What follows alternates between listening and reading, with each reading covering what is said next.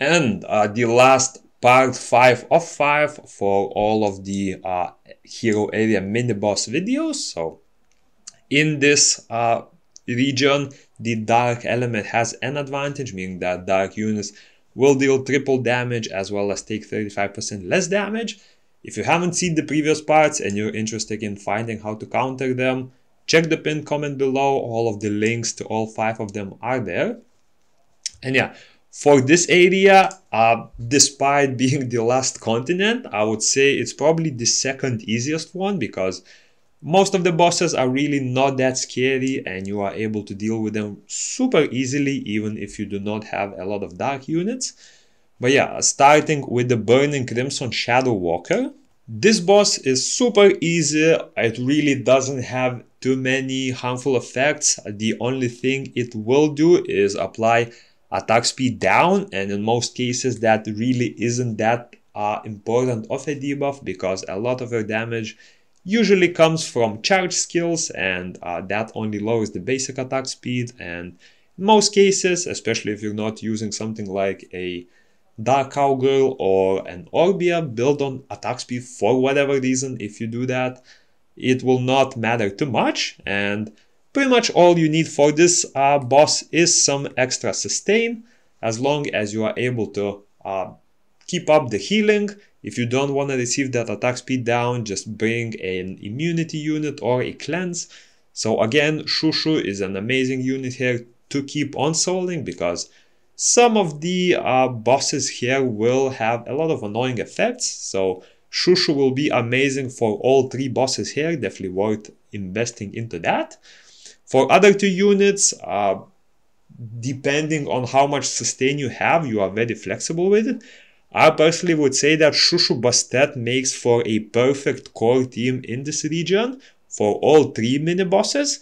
The 3rd unit should just be a flexible option, if possible, of dark elements. So there are a few decent picks. I would say the one most people will have will be the Helia, the Dark Harpy.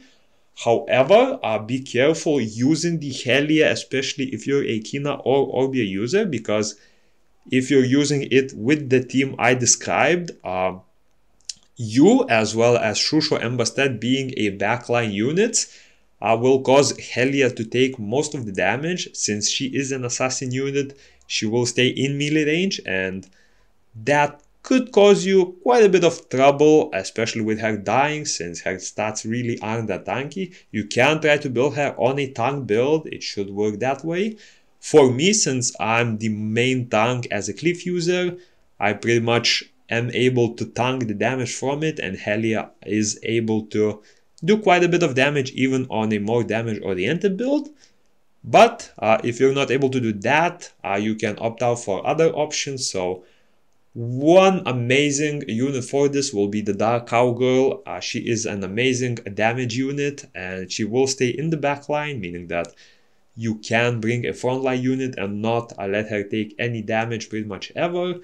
She's also super useful because she has a passive that increases the damage, but again, you're really flexible on that 3rd pick.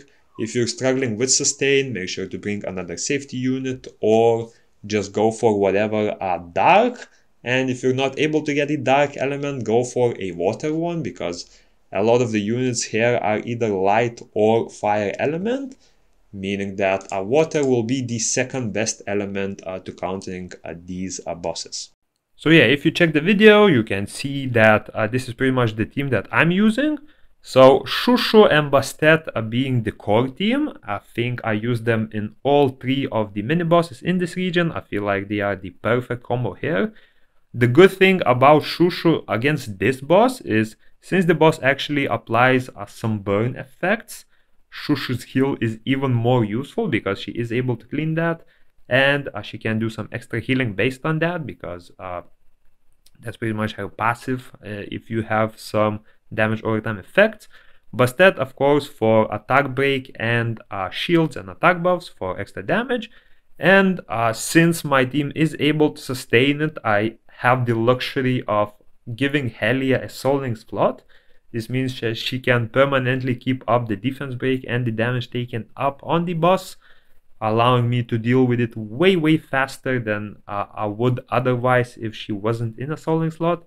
Again, the third unit here is very flexible. Dark element recommended. If not, go for a water one. And if you're able to sustain it pretty easily, go for a DPS option. If not, go for any safety option that might help you here. Now, the second mini boss here is definitely not too difficult. However, he is a bit annoying to deal with, especially if you have squishier units. So what this guy does is he is able to stun your team, and he's also able to pull it towards himself. This means that even your backline in some cases will not be safe because he will simply pull it back. Usually they will adjust after a few seconds, but in that few second window, keep in mind that he could do a lot of damage to your backline or even potentially kill it. So be careful there. If you see that your backline is dying a lot after that pull, either buff up on the safety options a bit more or consider giving some extra sustain to your backline units, so some HP or defense, stuff like that. But otherwise, the boss itself is pretty easy to deal with. Make sure to bring immunity to not get stunned from the boss. So again, Shushu, amazing option there.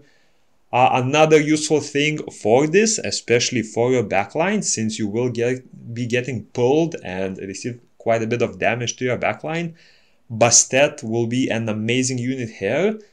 If you drop a fat shield on the rest of your team, they have a very big chance to actually survive the skill. And pretty much Shushu, Bastet, and +1 will deal with it just fine.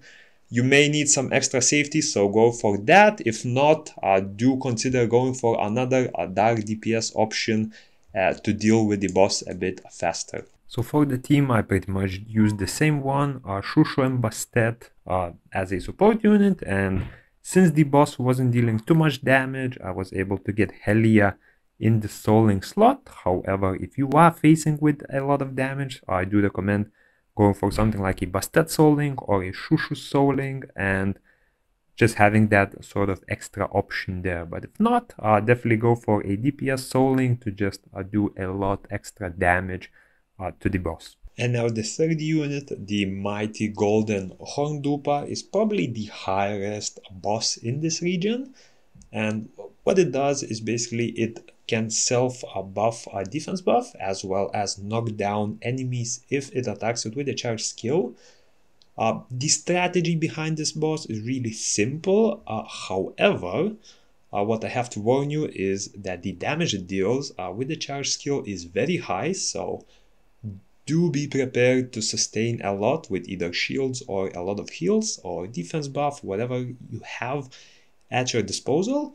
The team I used for this was pretty much the same. So as you can see, Bastet and Shushu as my core units. Of course, there are better options, but I really didn't want to vary from it because the less units I use, I feel like the better, because you will not need to be constantly switching runes or anything like that.